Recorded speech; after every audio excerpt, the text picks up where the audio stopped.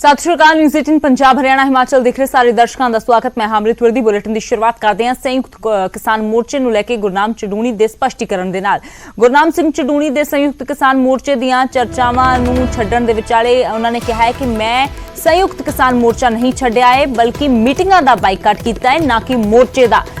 गुरनाम चड़ूणी ने कहा ना मोर्चा टुटिया है ना दो फाड़ होया है, मोर्चा साडा है, इसनूं जारी रखांगे। जनरल मीटिंग चो 4 जथेबंदियां नूं बाहर कड्ढण ते रोस उन्होंने कहा है कि मैनूं है मीटिंग च पंजाब दीआं 32 जथेबंदियां ने कब्जा किया होया है, इसलिए उसका विरोध किया। तो दस दईए कि गुरनाम चड़ूणी ਜਿਹੜੇ नाराज नजर आए सी तो उन्होंने कहा सी कि मैं जो है वो संयुक्त किसान मोर्चे तो ਵੱਖ हो गया। हालांकि उस तो बाद जो किसान आगूआं दे नाल गलबात की गई तो उन्होंने भी कहा कि सानू इस बारे कोई जानकारी नहीं सी, बल्कि मीडिया के जरिए ही सानू पता लगा है कि गुरनाम चड़ूणी वालों ये सब कुछ कहा गया है। तो हुण गुरनाम सिंह चड़ूणी ने स्पष्टीकरण दिंदिआं कहा है कि मैं मोर्चा नहीं छड्डिया बल्कि मैं सिर्फ मीटिंगां दा बाईकाट कीता है, क्योंकि मीटिंगां दे विच पंजाब दीआं ही 32 जथेबंदियां ने कब्जा किया होया है।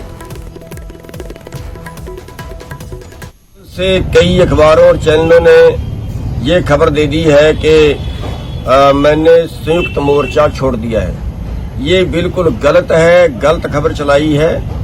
मैंने संयुक्त मोर्चा नहीं छोड़ा है, मैंने केवल मीटिंग का बहिष्कार किया है।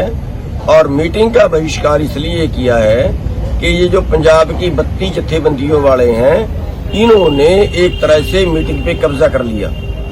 4 संगठन पंजाब के अंदर गए थे। जनरल मीटिंग जो होती है उसमें पूरे देश के किसी भी संगठन का मुखिया बैठ सकता है, और जनरल मीटिंग में से कल इन्होंने उनको निकाल दिया कि आप 32 में शामिल नहीं है। वो 32 जथेबंदियों की जो अलग से मीटिंग होती है उसमें से निकाल सकते हैं, लेकिन जो पूरे देश की मीटिंग है उसमें पूरे देश के किसी भी संगठन का प्रतिनिधि बैठ सकता है, और एक एक के कई बैठ जाते हैं। तो उस पर कब्जा करने के लिए ये लोग कई बिठा लेते हैं, और जो हमारे पक्ष के लोग हैं उनको भगा देते हैं। कल उनसे ज्यादती की डंडे वाले बुला लिए। अगर किसी के ऐसे इंसल्ट करेंगे तो मेरा तो फर्ज उनकी मदद करना पड़ता है। जहां तक आंदोलन का सवाल है, इस आंदोलन में हमने खून पसीना एक किया है। ये आंदोलन सबसे ज्यादा उठाया है हमने, सबसे ज्यादा कुर्बानियां दी है इस आंदोलन में। 40-45 मुकदमे दर्ज हो चुके हैं इस आंदोलन में मेरे ऊपर। सबसे ज्यादा लठ है हमारे संगठन में लगे हैं इसमें। हम मोर्चा छोड़ के नहीं भाग रहे, कोई गलतफहमी में ना रहे।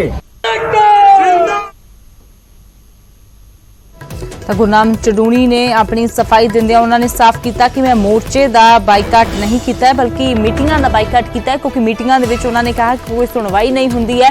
मीटिंगां दे विच जो उन्हां दे आगू ने उन्हां दे साथी ने उन्हां नूं बाहर कर दिता जांदा है। तो उन्होंने कहा कि पंजाब दीआं किसान जथेबंदियां ने मीटिंगां ते कब्जा किया होया है, भेदभाव हुंदा है, इसलिए जो है उन्हां मीटिंगां दा बाईकाट करदा वां। मोर्चा उन्होंने कहा कि पहलां भी जारी सी, अगे भी जारी रहेगा।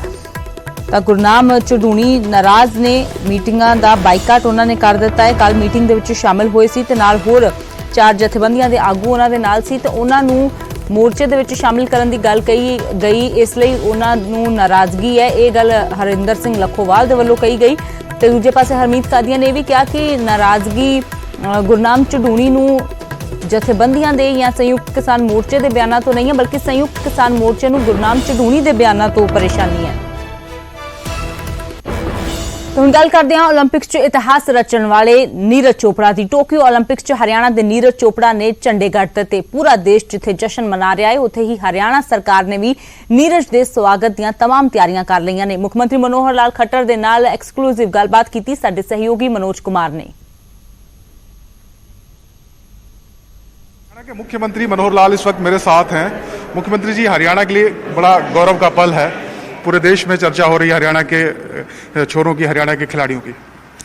देखिए, बहुत प्रसन्नता का ये विषय है कि हमारे यहाँ से कुल मिलाकर के टोटल जो है देश भर की टीम 120 लोगों की थी, उसमें से 30 जो खिलाड़ी हैं वो केवल हरियाणा से थे।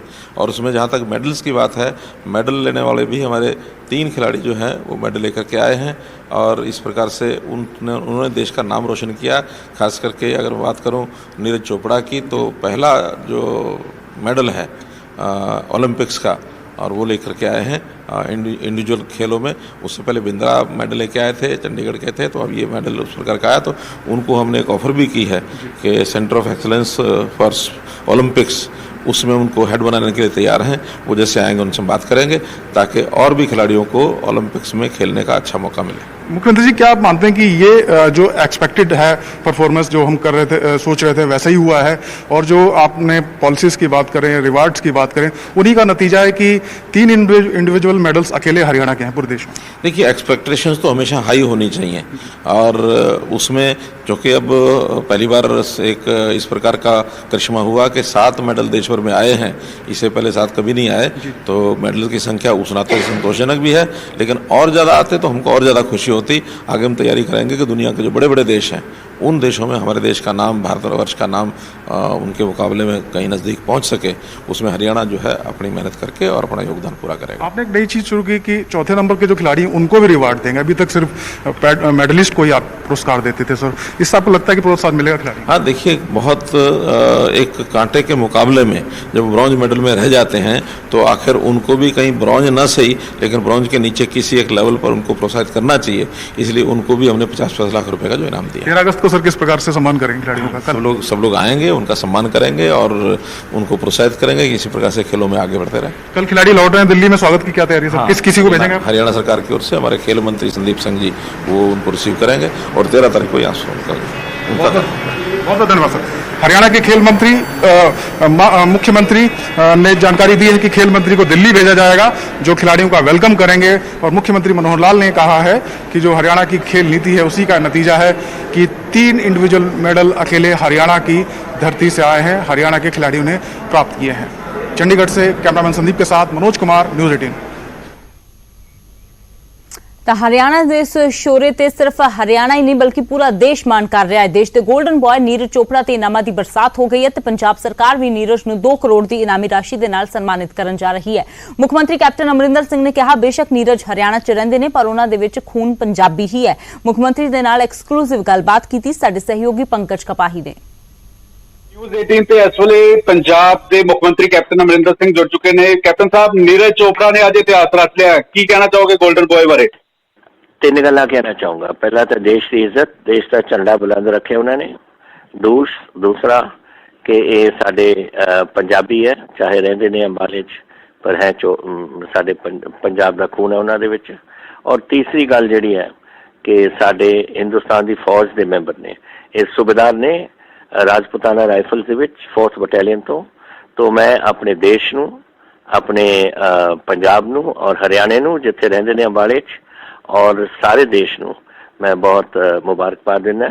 ਔਰ ਮੈਂ ਆਪਣੀ ਹਿੰਦੁਸਤਾਨ ਦੀ ਫੌਜ ਨੂੰ ਜਿਨ੍ਹਾਂ ਦੇ ਮੈਂਬਰ ਨੇ ਔਰ ਰਾਜਪੂਤਾਨਾ ਰਾਈਫਲਸ ਖਾਸ ਕਰਕੇ ਔਰ 4th ਨੰਬਰ 4 ਬਟਾਲੀਅਨ 4th ਰਾਜਰਿਫ ਦੇ ਇਹ ਮੈਂਬਰ ਨੇ, ਉਹਨਾਂ ਨੂੰ ਮੈਂ ਖਾਸ ਕਰਕੇ ਮੈਂ ਵਧਾਈ ਦਿੰਦਾ। ਔਰ ਸੂਬੇਦਾਰ ਕੇ ਉਹਨਾਂ ਦੇ ਸੂਬੇਦਾਰ ਨੀਰਜ ਚੋਪੜਾ ਜੀ ਨੇ ਇਹ ਗੋਲਡ ਮੈਡਲ ਹਾਸਲ ਕੀਤਾ ਹੈ। ਔਰ ਖਾਸ ਕਰਕੇ ਸੂਬੇਦਾਰ ਸਾਹਿਬ ਨੂੰ, ਸੂਬੇਦਾਰ ਸਾਹਿਬ ਤੁਹਾਨੂੰ ਮੁਬਾਰਕ ਹੋਏ।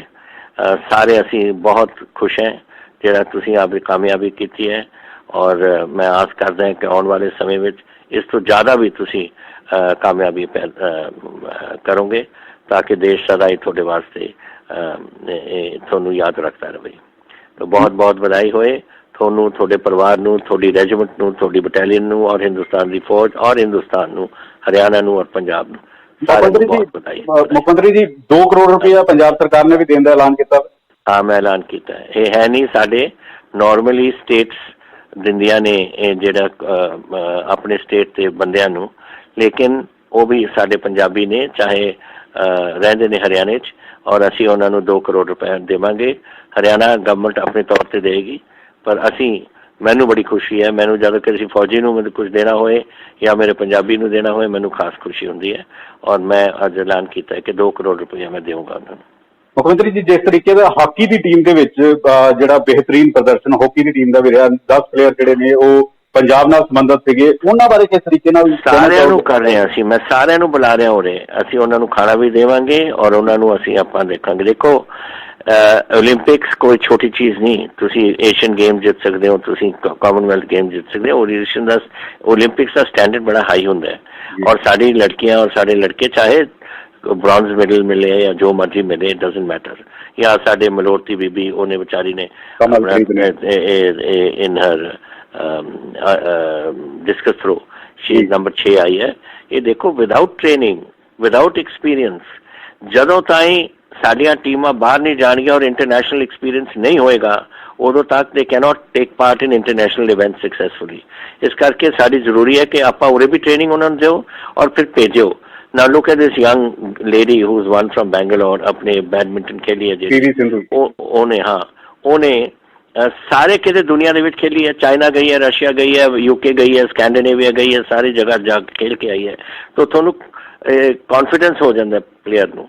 And when you come out to the international scene ਉਹ ਕੌਨਫੀਡੈਂਸ ਤੁਹਾਨੂੰ ਜਿਤਾਉਂਦੀ ਹੈ। ਇਸੇ ਤਰੀਕੇ ਨਾਲ ਹੋਰ ਖੇਡਾਂ ਵਿੱਚ ਵੀ ਸਾਨੂੰ ਸਟੇਟਾਂ ਨੂੰ ਇਹ ਭੇਜਣਾ ਚਾਹੀਦਾ। ਮੈਂ ਧੰਨਵਾਦੀ ਹਾਂ ਸਾਡੇ ਚੀਫ ਮਿਨਿਸਟਰ ਉੜੀਸਾ ਦੇ ਜਿਨ੍ਹਾਂ ਨੇ ਹਾਕੀ ਟੀਮਾਂ ਵਾਸਤੇ ਬਹੁਤ ਕੁਝ ਕੀਤਾ ਹੈ। I would be happy if I could have done something, but unfortunately he's done it. लेकिन ਇਹਦਾ ਮਤਲਬ ਇਹ ਨਹੀਂ ਕਿ ਹੁਣ ਜਿਹੜੇ ਸਾਡੇ ਆਪਣੇ ਉਰੇ ਜਲੰਧਰ ਦੇ ਵਿੱਚ ਸਾਡੀ 6 ਸਾਡੇ ਖਿਲਾੜੀ ਉੱਥੇ ਦੇ ਹਾਕੀ ਕਲੱਬ ਦੇ ਮੈਂਬਰ ਨੇ।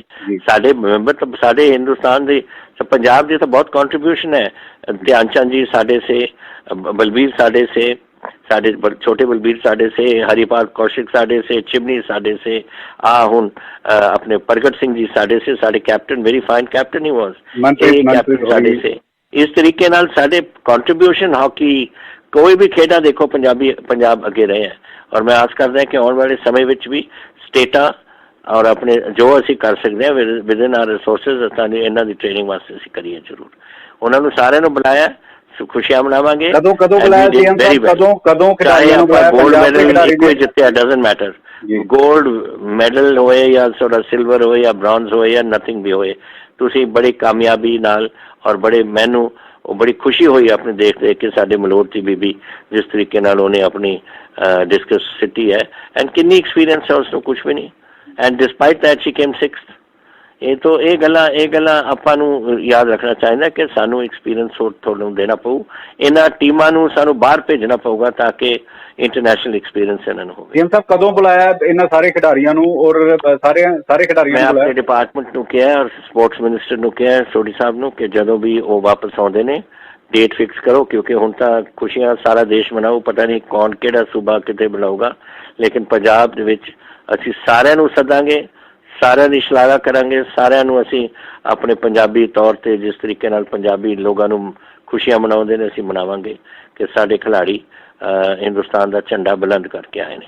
ਜਿਵੇਂ ਤਾਂ ਤੁਸੀਂ ਜਿਵੇਂ ਦੱਸਿਆ ਕਿ ਟ੍ਰੇਨਿੰਗ ਦੀ ਕਿਤੇ ਨਾ ਕਿਤੇ ਘਾਟ ਰਹਿੰਦੀ ਹੈ, ਇੰਟਰਨੈਸ਼ਨਲ ਲੈਵਲ 'ਤੇ ਉਸ ਤਰੀਕੇ ਨਾਲ ਮੁਕਾਬਲੇ ਨਹੀਂ ਰਹਿੰਦੇ, ਤੁਹਾਨੂੰ ਲੱਗਦਾ ਹੈ ਕਿ ਸਕੂਲ ਲੈਵਲ ਤੋਂ ਹੀ ਕੁਝ ਇਸ ਤਰੀਕੇ ਦੇ ਇੰਤਜ਼ਾਮ ਕਰਨੇ ਚਾਹੀਦੇ ਤਾਂ ਕਿ ਜਦੋਂ 올림픽 'ਚ ਜਾਈਏ? ਅਸੀਂ ਕਰ ਰਹੇ ਹਾਂ। ਸਾਡੇ ਸਾਰੇ ਹੁਣ ਸਕੂਲਾਂ ਦੇ ਵਿੱਚ ਸਪੋਰਟਸ ਗਰਾਊਂਡਸ ਬਣ ਰਹੇ ਨੇ। ਤੁਸੀਂ ਦੇਖਿਆ India Punjab has become number 1 in education and that is because ਅਸੀਂ ਸਾਰੀ ਕਿਸਮ ਦੀ not only education but sports facilities ਵੀ ਦੇ ਰਹੇ ਹਾਂ। ਸਪੋਰਟਸ ਫੈਸਿਲਿਟੀਜ਼ ਦੇ ਰਹੇ ਹਾਂ, ਉਹਨਾਂ ਨੂੰ ਸਪੋਰਟਸ ਕਿਟਸ ਦੇਖ ਰਹੇ ਹਾਂ, ਸਭ ਕੁਝ ਦੇ ਰਹੇ ਹਾਂ ਤਾਂ ਕਿ ਸਾਡੇ ਲੋਕ ਵੀ ਇਸ ਗੱਲ ਨੂੰ ਚੱਕਣ। ਔਰ ਪੰਜਾਬੀਆਂ 'ਚ ਕੋਈ ਹਿੰਮਤ ਹੀ ਘਾਟ ਨਹੀਂ, ਬੜੇ ਤਕੜੇ ਬੰਦੇ ਨੇ ਸਾਡੇ ਬੱਚੇ ਔਰ ਜ਼ਰੂਰ ਇਹਨਾਂ ਦੇ ਵਿੱਚੋਂ ਨਿਕਲਣਗੇ ਜਿਹੜੇ ਕਿਸੇ ਨਾ ਕਿਸੇ ਦਿਨ ਪੰਜਾਬ ਦਾ ਔਰ ਦੇਸ਼ ਦਾ ਨਾਮ ਰੋਸ਼ਨ ਕਰਨਗੇ। ਤੁਸੀਂ ਸੈਟੀਸਫਾਈ ਹੋ ਜਿਸ ਤਰੀਕੇ ਨਾਲ 올림픽 ਦੇ ਵਿੱਚ ਤਮਾਮ ਖਿਡਾਰੀਆਂ ਦਾ ਪ੍ਰਦਰਸ਼ਨ ਰਿਹਾ? ਹਾਕੀ ਵਿੱਚ ਮਹਿਲਾਵਾਂ ਦੇ ਵਿੱਚ ਚੌਥੇ ਨੰਬਰ ਤੇ ਰਹੇ ਅਸੀਂ। ਦੇਖੋ ਜਿੱਤਣਾ ਹਾਰਨਾ ਤਾਂ ਇੱਕ ਖੇਡ ਦੇ ਵਿੱਚ ਹੁੰਦਾ। ਮੈਂ ਵੀ ਖੇਡ 'ਚ ਹੈ। ਆਈ ਯੂਜ਼ ਟੂ ਇੱਕ ਵਾਰ ਮੈਂ ਜਦੋਂ ਸ਼ੂਟਿੰਗ ਕਰਦਾ ਸੀ I got a silver medal on the national scene ਉਹ ਇਨ ਸਕੀਟ, ਬਟ ਉਹ ਬਹੁਤ ਪੁਰਾਣੀ ਗੱਲ ਹੋ ਗਈ ਹੈ। टाइम्स हैव चेंज, जमाना बदल गया, होर चीज़ां इक्विपमेंट का फर्क है, स्टैंडर्ड्स बढ़ गए ने, सब कुछ बढ़ गए ने। थोनू याद नहीं रॉजर बैनिस्टर का वो जो 4 मिनट माइल हुंदा सी, इत्थे हो गया हुण तां कोई 4 मिनट का कोई क्वालीफाई भी नहीं करता, वो तो थल्ले आ रहे ने हुण सारे। So point is that times are changing, equipment is changing और जदों इक्विपमेंट तुसीं दिओगे अपने बच्चों नूं और ताही वो जाके इंटरनेशनल कंपटीशन ਦੇ ਵਿੱਚ ਹਿੱਸਾ ਪਾ ਸਕਣਗੇ।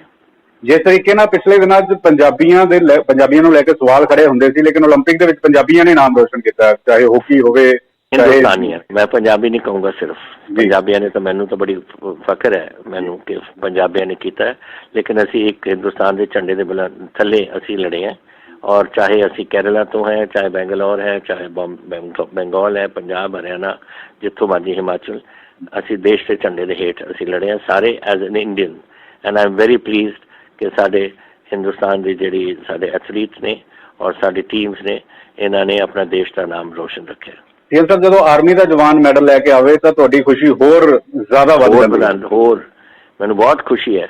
सूबेदार साहब अपने चोपड़ा साहब ये साढ़े 4th बटालियन राजपुताना राइफल्स एक बड़ी फाइन रेजिमेंट है, उन्होंने 4th बटालियन 4th बटालियन के मैंबर ने एंड इंडियन आर्मी का अज इंडियन आर्मी खुशी मनाओगी, राजपुताना राइफल तो मनाओगी हो, लेकिन 4th बटालियन वास्ते तो बहुत नवा एक नाम बन गया 4th राजरिप का, तो सानू तो बहुत खुशी होती है।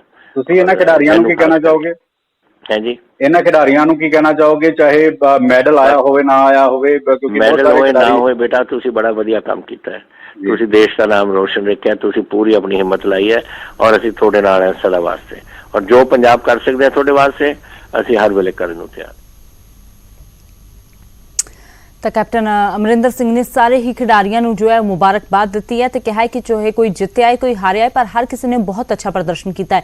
ਉਧਰ ਹਿਮਾਚਲ ਦੇ ਮੁੱਖ ਮੰਤਰੀ ਜੈਰਾਮ ਠਾकुर ਨੇ ਵੀ ਨੀਰਜ ਚੋਪੜਾ ਸਣੇ 올림픽ਸ 'ਚ ਮੈਡਲ ਜਿੱਤਣ ਵਾਲੇ तमाम खिडारियों ਨੂੰ ਹਿਮਾਚਲ ਆਉਣ ਦਾ ਸੱਦਾ ਦਿੱਤਾ है। प्रदेश सरकार की ओर से ओलंपिक में जिन खिलाड़ियों ने बहुत सुंदर प्रदर्शन करके मेडल हासिल किए हैं उनको बहुत बहुत बधाई और शुभकामनाएं देता हूं, और मैं हिमाचल प्रदेश सरकार की ओर से ये ऑफर भी करता हूं कि वो अगर आना चाहें, हिमाचल में उनका अभिनंदन है, स्वागत है। मैं हिमाचल प्रदेश सरकार की ओर से HPTDC के माध्यम से जितने भी हमारे होटल हिमाचल प्रदेश में संचालित हैं उनमें 3 दिन के ठहराव के लिए जहां भी वो मन चाहे स्थान पर रहना चाहें, रुकना चाहें, आराम करना चाहें, घूमना चाहें, हिमाचल प्रदेश सरकार को बहुत प्रसन्नता होगी कि आपका हम अभिनंदन कर सकें, स्वागत कर सकें और आप सबके लिए ये सुविधा दे सकें।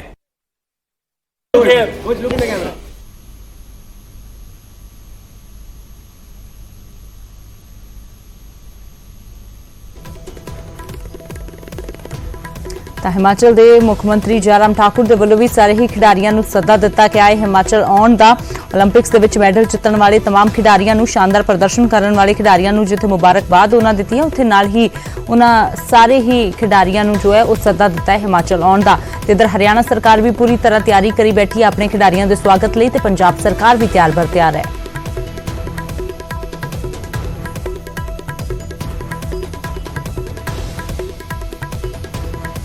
उधर ओलंपिक्स के गोल्ड मैडलिस्ट नीरज चोपड़ा के नाल खास गलबात की साडी सहयोगी शिवानी गुप्ता ने।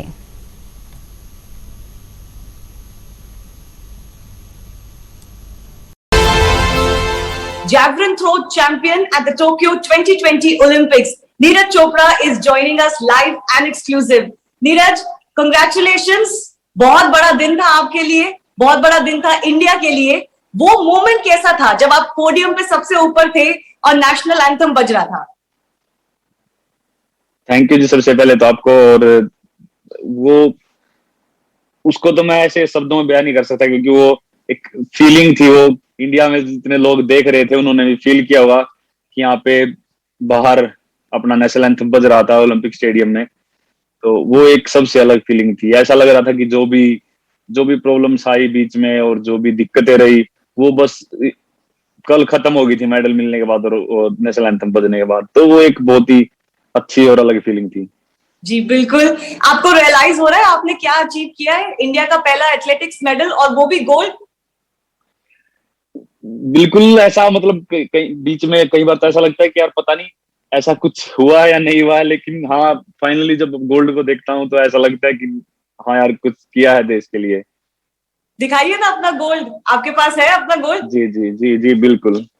कैसी रही आपकी रात? अपने गोल्ड मेडल के साथ आप सोए?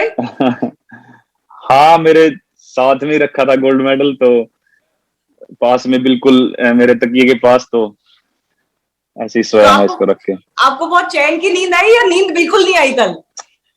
तो काफी थकावट थी और काफी लेट मैं आया था यहाँ पे, तो मैं शायद 4-5 बजे सोया और फिर सुबह जल्दी उठ गई, तो मेरी नींद बहुत ही कम हुई आज की। और फिर कल का थका हुआ भी था, पर मैं खुश हूँ कि ये मैंने मेडल जीता है और ये जो खुशी मिली है अपने पूरे देश को, तो कोई बात नहीं, ये थोड़े दिन का ये दिक्कत सह लेंगे, नो प्रॉब्लम। नहीं, आपने तो बहुत मेहनत करी है।